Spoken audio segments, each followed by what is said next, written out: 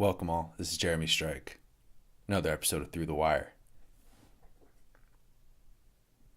This one's brought to you by the Igniter Silicon Valley Business Conference.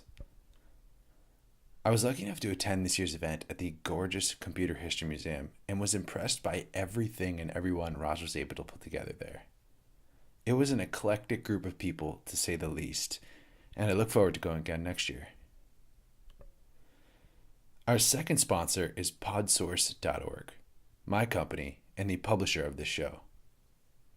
If you're a podcaster, listener, or just starting out with the medium, we have free hosting, searchable audio, professionally curated content, and much, much more. Check it out at podsource.org.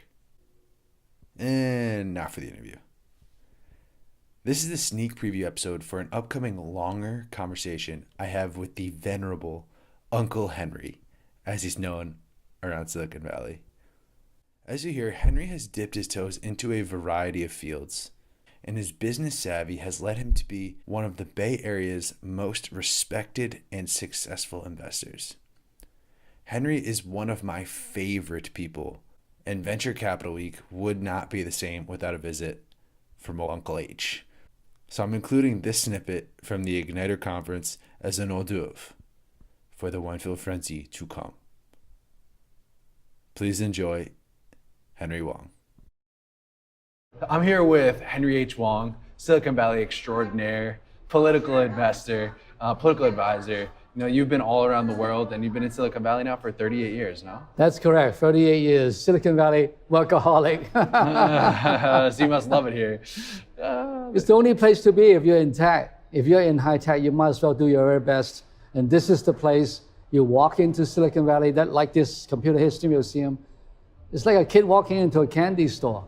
It's a never-ending, wonderful time. So I really like it. I've been here a long time. That's great. And you're a professor as well, right? Yes, I started teaching 2 years ago in Sophia University. I'm an MBA professor for technology entrepreneur, impact investment, social entrepreneur, and behavioral science, so economics. And so it's pretty rewarding. The feeling is different. Interesting enough, my mom was a teacher, and my mother's side, everybody was a teacher. So it comes along unknowingly that I got into this hobby of helping, teaching people, showing them the way to move to a better place. That's great. So you think it's something kind of inborn in you that propels you to help young entrepreneurs and come to events like Ignite? I have no idea how this salmon fish swim to the source, but my dad was a radio officer in the Second World War, and radio officer is telecom. Yeah. I have a master's degree in telecom. I can't believe this. It was not by design, it was just walk into it. You don't know, I have no idea why. That's amazing. But you've been in technology now for a long time. Quite a few, 38 plus years. So maybe a burning question for a lot of our viewers out here would be, what's one technology that you think in the next 3 years will really take the forefront? Well, correction, there is never a one technology that can go on forever. But if you want to say one, the medical side is one that is, we all need it. We all age, we all go whatever, and we do need healthcare. But from the ICT standpoint, which is my side of the communications, office automation, and blockchain type side, the buzzword is still AI, machine learning, and blockchain.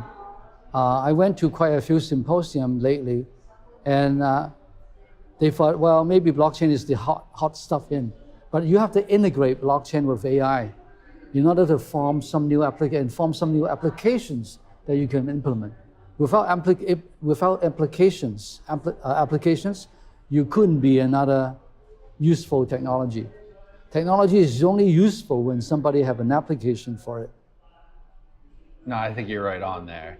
You know, technology for technology's sake has never been what's really moved us forward. Yeah, that's no use. So do any companies come to mind, or any specific use cases of the integration of AI and blockchain? We have reviewed thousands of business plans in Garage Technology Ventures. Garage is a CalPERS fund. We manage CalPERS several $billion, but a small portion of it. One of the interesting deals that we invested in is a legal industry applications. In the past, when you invented something, you'd have a legal paper, 80 pages of briefs on the patent. The machine, you have to read it, you have to compare with other patents found in the world before you can file it and make sure nobody is the same. Now you have machine learning. You run the 80 pages through the machine, it will come back and say, some countries already filed it. If you tweak it this way, recommendation, you will be able to file the patent. So this company that we invested is called clearaccessip.com. Clear Access IP, take notes. Yeah, that's really, really good. That's fascinating. So a lot of people may be worrying about it, artificial intelligence, and there's that kind of myth of the overtaking of humans, right?